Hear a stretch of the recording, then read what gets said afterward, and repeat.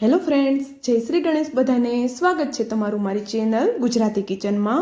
તો રોજ શાકમાં એવું શું બનાવવું જે નાના મોટા બધાને પસંદ આવે, અને ઘરમાં કોઈ શાક ન હોય અથવા તો રોજના એકના એક શાક ખાઈ કંટાળી ગયા હોય તો આજે આપણે એક પણ શાકભાજીનો ઉપયોગ કર્યા વગર ચણાની દાળનું એકદમ ટેસ્ટી અને ઝટપટ બની જતું શાક બનાવશું. રોજના શાક કરતાં અલગ બને છે, પણ રોજ બનાવીને ખવાય તેવું બને છે. ઘરના રેગ્યુલર મસાલા સાથે ઢાબા રેસ્ટોરન્ટના શાક જેવો સ્વાદ ઓછા મસાલાથી લાવશું, અને દહીંનો ઉપયોગ પણ આજે આપણે નથી કરવાના.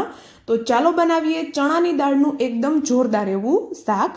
તો અહીંયા આપણે આ શાક બનાવવા માટે અડધોથી પોણો કપ જેટલી ચણાની દાળ લીધી છે. ચણાની દાળને આપણે જો ટાઈમ હોય તો એક રાત માટે ગરમ પાણીમાં પલાળીને રાખવાની છે, અને જો ટાઈમ ન હોય તો 3 થી 4 કલાક માટે પણ તમે એને પલાળી શકો છો.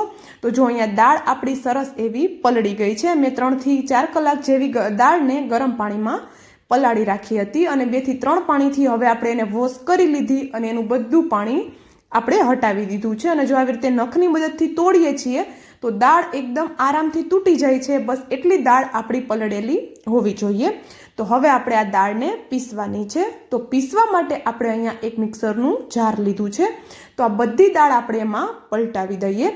આજે આપણે આ શાકમાં વધારાની કોઈ જ મહેનત કરવાની કે વધારે ઝંઝટ કરવાની નથી રહેતી. એકદમ ઝટપટ આપણું આ શાક બનીને તૈયાર થઈ જશે. તો જો અહીંયા આપણે બધી દાળ મિક્સર જારમાં પલટાવી લીધી, અને હવે આપણે એમાં એક મોડું મરચું એડ કરીએ છીએ. જો મરચું અહીંયા આપણે તીખું નથી લેવાનું, કારણ કે આગળ આપણે લાલ મરચું પાવડરનો ઉપયોગ પણ કરવાના છીએ. બસ મરચાની ફ્લેવર માટે આપણે મરચું એડ કરેલું છે. અને લસણ થોડું આપણે અહીંયા ચડિયાતું એડ કરેલું છે, પણ તમે ન ખાતા હોય તો તમે સ્કીપ કરી શકો છો. જરૂર લાગે તો 1 થી 2 ચમચી જેટલું જ પાણી એડ કરી અને દાળને આપણે પીસવાની છે. તો જોઈ શકો છો આવી દાળને ઘટ એવી રહે એ રીતે પીસવાની છે, એટલે વધારે પાણીનો ઉપયોગ નથી કરવાનો. બસ 1 થી 2 ચમચી જેટલું જ તમે પાણી એડ કરી શકો છો. મિક્સર જારમાં આપણે પાણી એડ કર્યા વગર દાળને પીસી છે, મતલબ કે 1 થી 2 ચમચી જેટલું જ પાણી એડ કરી અને દાળને પીસી છે, એટલે દાળ જો એકદમ સરસ એવી વ્હાઈટ દેખાય છે અને એકદમ ફ્લફી થઈ ગઈ છે. તો જો હવે આપણે આમાં ઈનો કે સોડા કોઈ જ વસ્તુ એડ કરવાની જરૂર નહીં રહે. તો હવે આપણે સૌપ્રથમ તો દાળ પીસી અને 2 ચમચી જેટલી દાળને સાઈડમાં અલગ રાખી દેવાની છે, કારણ કે એનો ઉપયોગ આગળ આપણે ગ્રેવીમાં કરવાના છીએ. કારણ કે ડુંગળી કે ટમેટું આપણે કોઈ જ વસ્તુનો અહીંયા ઉપયોગ ગ્રેવી માટે નથી કરવાના, નથી આપણે દહીં લેવાના. તો આ જે ચણાની દાળ છે એની મદદથી જ આપણે શાક બનાવવાનું છે. તો જો આપણી દાળ છે એમાં હવે આપણે થોડા મસાલા કરશું, જેથી કરીને આપણું શાક ખાતી વખતે અંદરથી ફીક્કું ન લાગે. તો એના માટે 1 ચપટી જેટલા મેં અજમા એડ કરેલા છે. તો અજમા એડ કરવા જરૂરી છે, કારણ કે દાળનું શાક બનાવીએ છીએ તો આસાનીથી પચી જાય એટલા માટે અજમા એડ કર્યા છે. અડધી ચમચીથી ઓછો ગરમ મસાલો એડ કર્યું છે, સ્વાદ પ્રમાણે મીઠું એડ કર્યું છે, અને અડધી ચમચીથી પણ ઓછો લાલ મરચું પાવડર એડ કર્યો છે. અડધી ચમચીથી ઓછો હળદર પાવડર, 1 ચમચી જેટલો ધાણા જીરું પાવડર અને 1 ચપટી જેટલી આપણે હિંગ એડ કરી છે. ચણાની દાળ સાથે હિંગનો ટેસ્ટ ખૂબ સરસ આવતો હોય છે. થોડા લીલા ધાણા એડ કરી દીધા અને અડધી ચમચી જેટલું આપણે તેલ એડ કરી દેવાનું છે. તો આ બધા મસાલાને સરસ એવા આપણે મિક્સ કરી લઈએ. તો આપણા જે મસાલામાં રેગ્યુલર મસાલા હોય છે એ જ મસાલાનો ઉપયોગ આજે આપણે આ શાકમાં કરવાના છીએ. એકદમ સિમ્પલ રીતે બને છે, પણ એકદમ ખાવામાં ટેસ્ટી એવું લાગે છે. અને આ રીતે કદાચ તમે શાક ક્યારેય નહીં બનાવ્યું હોય, એક અલગ રીતે આજે આપણે આ શાક બનાવવાના છીએ. અને પેસ્ટ તમે જોઈ શકો છો એકદમ ઘટ એવી બનાવીને રેડી કરવાની છે. તો હવે શાકમાં એક ચટપટો ટેસ્ટ લાવવા માટે આપણે અહીંયા થોડી ખાટી છાશ લીધી છે.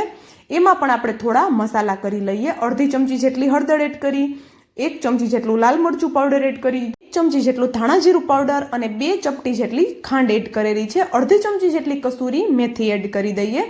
કસૂરી મેથીનો ટેસ્ટ આ શાકમાં ખૂબ જ સરસ એવો આવે છે. અને ખાંડ આપણે છાશ ખાટી લીધી છે એના માટે શાકનો ટેસ્ટ બેલેન્સ કરવા માટે એડ કરેલી છે, પણ તમને પસંદ ન હોય તો તમે સ્કીપ કરી શકો છો. બધા મસાલાને છાશ સાથે મિક્સ કરી દઈએ અને આને આપણે સાઈડમાં રાખી દઈએ. અને હવે આપણે શાકનો વઘાર કરીએ. તો શાકના વઘાર માટે આપણે અહીંયા એક પેન લીધું છે. એમાં આપણે 2 ચમચા જેટલું ઓઇલ એડ કરી દઈએ, તેલ એડ કરી દઈએ. હવે આપણું તેલ સરસ એવું ગરમ થઈ જાય એટલે આપણે એમાં અડધી ચમચી જેટલી રાઈ અને અડધી ચમચી જેટલું જીરું એડ કરી દઈએ. 2 ચપટી જેટલી હિંગ એડ કરી દઈએ. અને આપણે જે પેસ્ટ સાઈડમાં રાખી હતી એક્સ્ટ્રા એ એડ કરી દઈએ.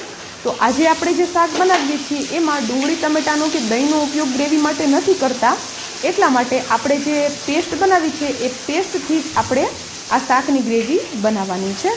તો જો એકદમ છે ને સિમ્પલ. તો હવે આપણે આ પેસ્ટ જેવી તેલમાં એડ કરશું એટલે જે ચણાની દાળની પેસ્ટ છે એકદમથી તેલને શોષી લેશે, એટલે આપણું બધું તેલ એમાં શોષાઈ જશે. પણ ડરવાની જરૂર નથી, થોડી જ વાર થશે એટલે ફરી પાછું દાળમાંથી તેલ રિલીઝ થઈ જશે. તો જોઈ શકો છો તમે, સરસ એવું દાળમાંથી ઓઇલ છે એ છૂટું થઈ ગયું છે. તો આપણે એને એક વખત સરસ એવું મિક્સ કરી લઈએ. અને દાળ આપણે કાચી લીધી છે, સાથે જ એમાં લસણ પણ એડ કર્યું છે. તો આ દાળને આપણે થોડી વાર માટે કૂક થવા દેવાની છે, વધારે વાર પણ નથી કરવાની, કારણ કે આગળની જે પ્રોસેસ કરશું એમાં પણ દાળ કૂક થઈ જશે. દાળમાંથી ઓઇલ છૂટું થઈ જાય એટલે સાઈડમાં જે મસાલાવાળી છાશ બનાવીને રાખી હતી એ એડ કરી દઈએ અને સરસ એવું મિક્સ કરી દઈએ. તો જો અહીંયા છાશમાં મસાલા કરવાનું કારણ એક એ પણ છે કે છાશ આપણે ગરમ ગરમ જે ચણાની દાળ છે એમાં એડ કરશું તો છાશ ફાટી જશે, એના માટે મસાલા કરી લઈશું અને પછી એડ કરશું તો છાશ ફાટશે પણ નહીં અને મસાલા પણ એકદમ સરસ એવા છાશમાં ફૂલી જશે. તો જો થોડી વાર થઈ એટલે આપણી જે ગ્રેવી છે એકદમ સરસ એવી ઘટ થઈ ગઈ છે. તમે જોઈ શકો છો અહીંયા ગ્રેવી આપણી એકદમ જોરદાર એવી થઈ ગઈ છે, એનો કલર પણ એકદમ સરસ એવો આવી ગયો છે. તો જો હવે ગ્રેવીની ઉપર ઓઇલ આવે ત્યાં સુધી ગ્રેવીને આપણે થવા દેવાની છે, કારણ કે છાશ લીધી છે તો છાશનો કાચો ટેસ્ટ ન આવવો જોઈએ. તો જોઈ શકો છો સરસ એવું ઓઇલ આપણી ગ્રેવી ઉપર આવી ગયું છે. તો હવે આપણે એને એક વખત મિક્સ કરી લઈએ અને હવે આપણે આમાં પાણી એડ કરવાનું છે, પણ ગરમ પાણી એડ કરવાનું છે. ઠંડુ પાણી આપણે બિલકુલ એડ નહીં કરીએ. તો અહીંયા મેં એક વાટકી જેટલું ગરમ પાણી એડ કરી દીધેલું છે. અત્યારે તમને થતું હશે કે ગ્રેવી ખૂબ વધારે થશે, પણ નહીં, આપણે જેટલી ગ્રેવી જોઈએ છે એના કરતાં આપણે થોડું પાણી વધારે જ એડ કરવાનું છે, કારણ કે આપણે અહીંયા વળીને પણ સ્ટીમ કરવાની છે. તો જો એક વખત મિક્સ કરી લીધું, ગેસની ફ્લેમ સ્લો કરી દીધી અને અહીંયા એક આવી જે જારી હોય છે અથવા તો કાણાવાળું કોઈ પણ વાસણ હોય છે એને ઓઇલથી આપણે ગ્રીસ કરી લેવાનું છે. આપણે ગ્રેવી ઉપર રાખી દઈશું અને આવી રીતે એકદમ નાની નાની એની વડીઓ આવી રીતે બનાવી લઈશું. તો જો અહીંયા આપણું એક જ વખતમાં 2 કામ થઈ જશે. તો અહીંયા આપણી ગ્રેવી જ્યાં સુધીમાં કૂક થઈ જશે ત્યાં સુધીમાં આપણી વડીઓ પણ એકદમ પ્રોપર સ્ટીમ થઈને રેડી થઈ જશે. તો જો આપણે જે છાશવાળી ગ્રેવી બનાવી છે એને પ્રોપર કૂક કરવી ખૂબ જરૂરી છે. તો આપણે અહીંયા એક સાથે આપણા 2 કામ થઈ જશે. તો પાણી આપણે એટલા માટે જ વધારે એડ કરેલું છે. તો જો અહીંયા આપણી બધી વડીઓ એ જ રીતે આપણે પાડી લીધી છે, એકદમ નાની નાની. તમે જોઈ શકો છો વધારે મોટી સાઇઝમાં આપણે નથી બનાવવાની. ઉપરથી આપણે એને કવર કરી દઈએ અને આપણે એને 5 મિનિટ જેવું સ્ટીમ થવા દઈએ મીડિયમ ગેસની ફ્લેમ પર. જો 5 મિનિટ પછી ખોલીને ચેક કરીએ તો વડીઓ એકદમ સરસ એવી સોફ્ટ થઈ ગઈ છે, મતલબ કે સેટ થઈ ગઈ છે. અને ગ્રેવી પણ તમે જોઈ શકો છો, ગ્રેવી ઉપર સરસ એવું ઓઇલ આવી ગયું છે. એનો મતલબ છે કે આપણી ગ્રેવી પણ સરસ એવી પાકી ગઈ છે. તો હવે આપણે જે વડીઓ સ્ટીમ કરીને રાખી હતી એ એડ કરી દઈએ. અને જો હું એડ કરું છું ત્યારે જ તમને ખબર પડતી હશે કે વડીઓ સરસ એવી સેટ થઈ ગઈ છે, બિલકુલ તૂટતી નથી. તો હવે આપણે એને ગ્રેવી સાથે વડીઓને એકદમ સરસ એવી મિક્સ કરી દઈએ. અને જેટલું આપણે આને ગ્રેવીને ઘટ બનાવી હોય એટલી ગ્રેવીને ઘટ આપણે બનાવી શકીએ છીએ, અથવા તો પાતળી પણ બનાવી શકીએ છીએ. તો હવે આ ગ્રેવીની ઉપર ઓઇલ આવી જાય ત્યાં સુધી આપણે એને થવા દઈએ. તો જોઈ શકો છો તમે, ગ્રેવીની ઉપર સરસ એવું ઓઇલ આવી ગયું છે અને શાકનો કલર પણ તમે જોઈ શકો છો. એકદમ અલગ રીતે આ શાક બને છે, પણ ખાવામાં એટલું બધું ટેસ્ટી લાગે છે કે હવેથી તમે ચણાની દાળનું શાક હંમેશા આ જ રીતે બનાવશો. અને એકની એક રીતનું ચણાની દાળનું કે કોઈ પણ કઠોળનું શાક આપણે બનાવીએ તો ફેમિલીવાળા પણ કંટાળી જતા હોય છે. તો આ રીતે આપણે થોડું અલગથી બનાવશું તો ખાવાવાળાને પણ મજા આવશે અને આપને બનાવવામાં પણ મજા આવશે.